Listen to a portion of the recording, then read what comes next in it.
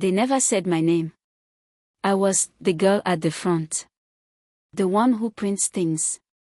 The assistant. Even though my title was technically project coordinator. They acted like I was there to refill coffee and smile. And so I did. I smiled. At every insult that wore a suit. At every joke that used my existence as a punchline. At every dismissive glance during meetings. When I raised my hand and was met with silence. In that office, I became fluent in invisibility. I moved through hallways like a shadow. Seen, but not acknowledged. I brought lunch. I booked hotels. I cleaned up the whiteboards after brainstorming sessions. That I wasn't invited to. Even though I prepared the reports those ideas were built on. I remember one day in particular. A client asked a technical question during a call. There was a silence. No one knew the answer. I cleared my throat and answered, confident, precise. The client nodded, impressed. But the room stayed quiet. And then my boss said, "Sorry about that, our assistant gets a little enthusiastic sometimes." I felt my face heat up. But I smiled. Nodded. And went back to taking notes. As if my chest wasn't tightening. With something I didn't yet recognize as rage. At night, I went home. To a one-room studio with paper-thin walls and a borrowed mattress. But instead of sleeping, I opened my laptop. And I learned. I took online courses in UX/UI design. I read code I didn't understand until it started making sense. I reverse-engineered apps from the inside out. And built fake prototypes just to test myself. No one saw those nights. No one saw the 10 failed attempts. Or the fact that I cried once. Because a line of broken code made me feel like maybe they were right. But I didn't stop. Because I knew. They only see what I am today. Not what I'm becoming. 2 years passed like this. 2 years of silence. Smiles. And simmering fire. Until the morning I printed my resignation letter. Laid it on my supervisor's desk. And when he looked at me, confused, I said, "I'm done making your life easier. It's time I built my own." And then I left. No tears. No farewell party. Just the soft click of the door. Closing behind the woman they never bothered to know. I was still invisible to them. But I wasn't invisible to myself anymore. The first thing I bought after quitting was a used office chair. From a classifieds app. It squeaked when I sat in it. But it felt like a throne. I set it up in my tiny apartment. Next to the radiator that barely worked. Beside the window that faced a brick wall. No view. No team. No paycheck. Just me. And the idea that kept buzzing in my head. Like a code I hadn't yet cracked. I wasn't trying to prove anything to them. Not yet. I just wanted to prove to myself that I could build something that didn't vanish when I stopped smiling. I built the first version of my product. In the middle of winter. Wearing gloves with the fingers cut off. Because the heat was broken again. I coded during the day. Designed at night. And in between, I watched YouTube videos about venture capital. Like they were bedtime stories. And when I finally had something that worked, I showed it to someone I once admired. A former manager. One of the only people who used to call me by my name. He looked at the interface. Clicked around for 20 seconds. And said, "Feels like a school project. Try again when it's not embarrassing." He laughed. And I nodded. Pretended to laugh too. And walked away. With fingers curled so tightly around my phone. They left marks in my palm. That night, I almost deleted it all. I hovered over the folder. Project_JW_alpha. But I didn't press delete.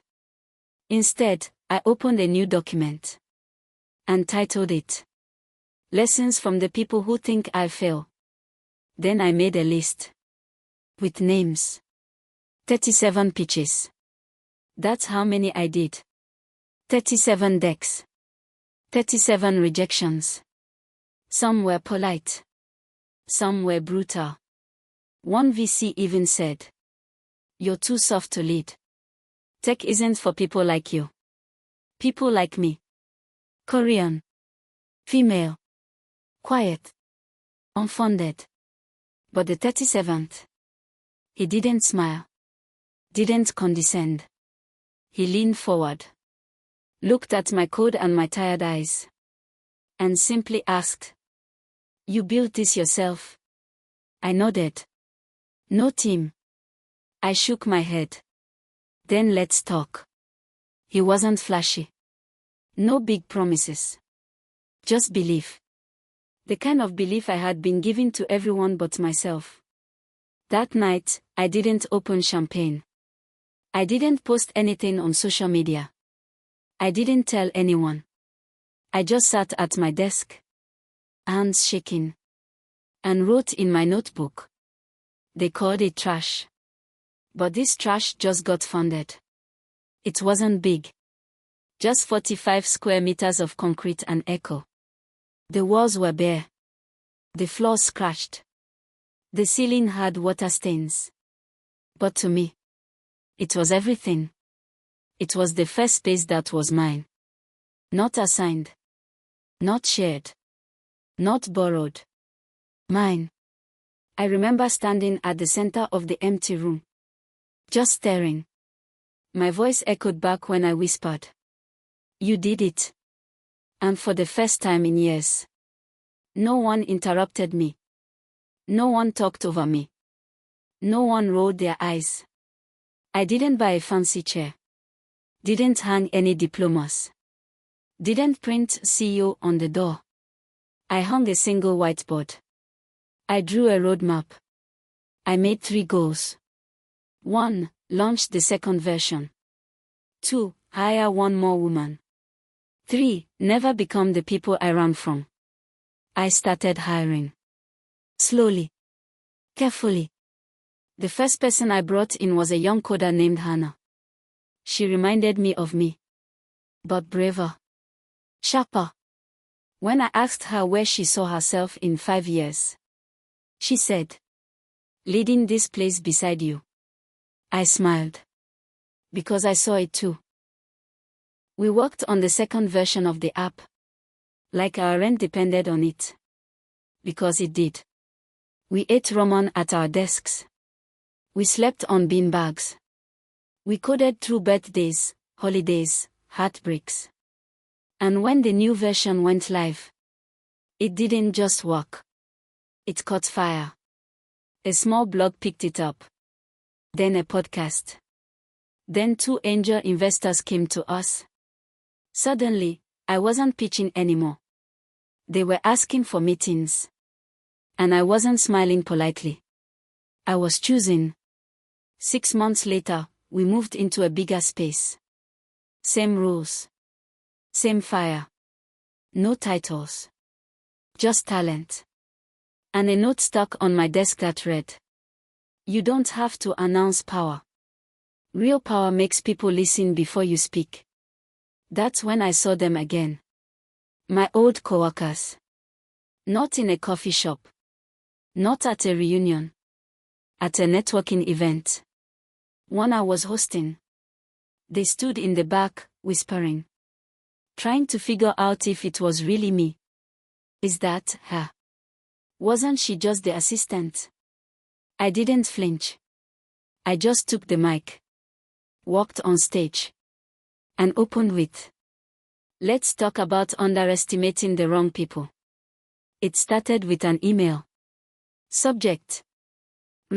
Job inquiry, former colleague seeking new opportunities. From a name I hadn't thought about in years. A name I once cried over. When he laughed at my ideas. In a crowded meeting room. I didn't reply. Not at first. Instead, I clicked on the resume. MBA. 3 startups, none of them survived. Looking to return to a stable, innovative team environment. My team. Me. Then another came. And another. By the end of that week, I had 5 former coworkers. All applying for roles in my company. The same people. Who once told me I was too emotional. Too soft. Not cutthroat enough for tech. I printed their names. Pinned them to a board in my office. Not as trophies. As reminders. When the interviews began, I didn't sit in the room. I watched behind tinted glass. Let my team handle it. They had no idea it was my company. Until the final stage. When they were brought into my office. Sat in front of me. Silence. Their eyes widened. Some stuttered. Some apologized. One even said, "I always knew you had it in you." And I replied, "No, you didn't. You just never imagined you'd need it from me." I didn't humiliate them. Didn't make speeches. I hired some. Not because they deserved it. But because my team did. They needed experience. And I needed boundaries. Now they walk my hallways. They knock on my door for approval.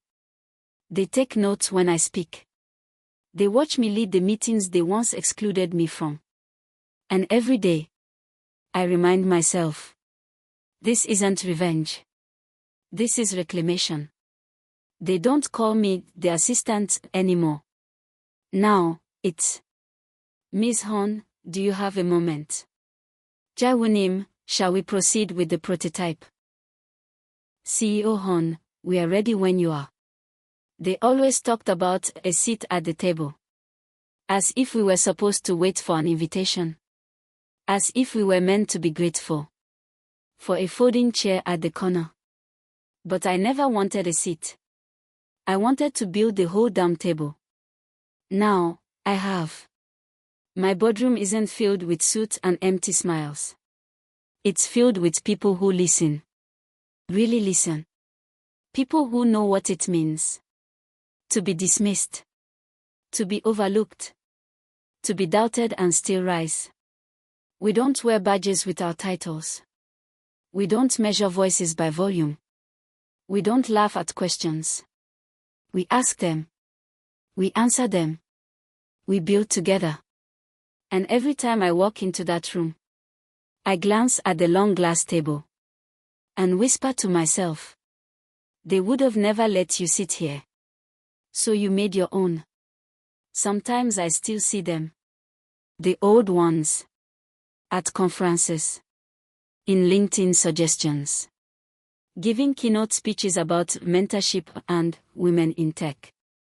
They smile politely when they see me. Act like we're equals now. But we are not. Because I remember the looks they gave me. When I asked too many questions. The way they laughed.